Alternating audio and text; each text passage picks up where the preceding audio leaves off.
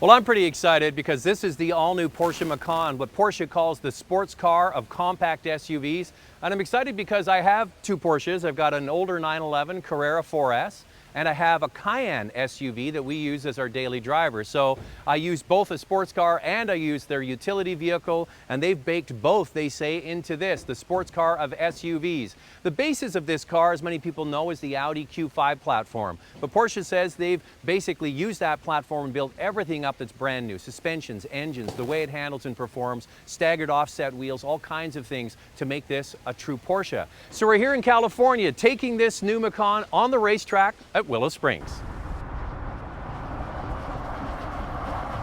The first thing you notice when you get in this Macan Turbo and the regular Macan is that it's not a wide vehicle, and you notice that it's quite a bit different than the Cayenne.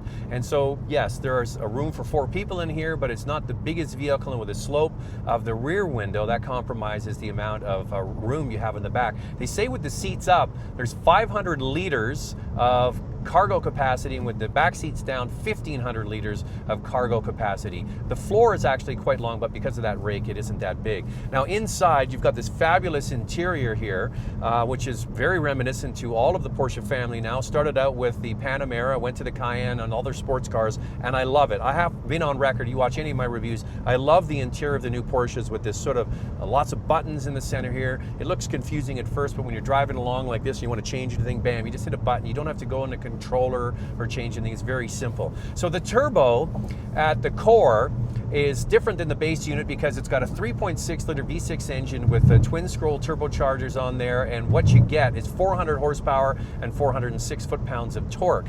Now the difference between the base model and this turbo is they both have metal springs, but this vehicle, the turbo, comes standard with Porsche Active Suspension Management, which allows you to change the dampening of the shock absorbers, which is really nice in California because you've got a lot of concrete highways with the dividers between the concrete, which can make it really quite choppy. So when it gets really bad, you just put it in comfort, smooths it all out. You want to stiffen it up, bam, bam, bam, you can go from Sport to Sport Plus. Same thing with the transmission. 7-speed dual clutch PDK transmission, which you can leave and drive and be quite passive, or same thing again, you can dial it all up and you can make this Macan as aggressive as you want. Paddle shifters, do it in the center, it really is your choice. Now, optional on the Macan Turbo is you can get the air suspension, which can raise and lower this vehicle.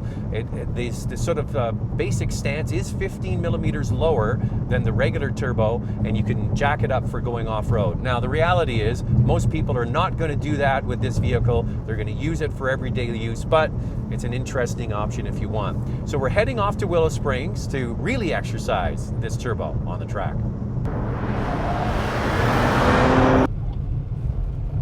So here we are at Willow Springs in the turbo, and we had a chance to go around first of all in the regular Macan S with the 3-liter 6-cylinder, and now with the 3.6 liter turbocharged with 400 horsepower.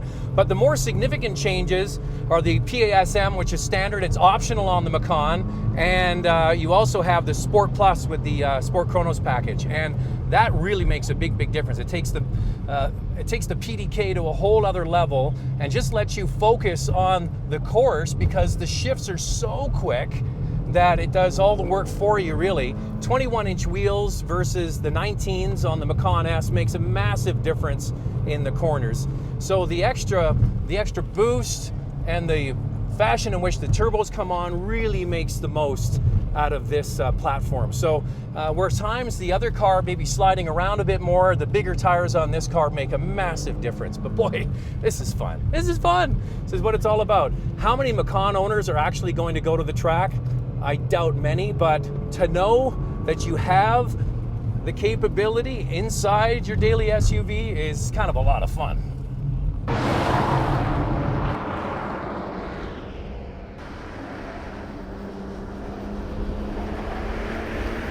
The Macan Turbo really is a lot of fun to drive, especially when we had it out on the racetrack.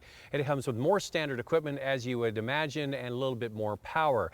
Is it going to be the volume seller in the Macan line? No, I think that the Macan S is definitely going to have the lion's share of those sales because you can take that money that you're not going to spend on the turbo and add more features. The problem with the Macan Turbo is when you add in a lot more features, it creeps up to about $100,000, and there's a lot of other vehicles you could choose for that kind of money. I'm not sure if you really need the turbo, but if you have the money, it certainly is a lot of fun.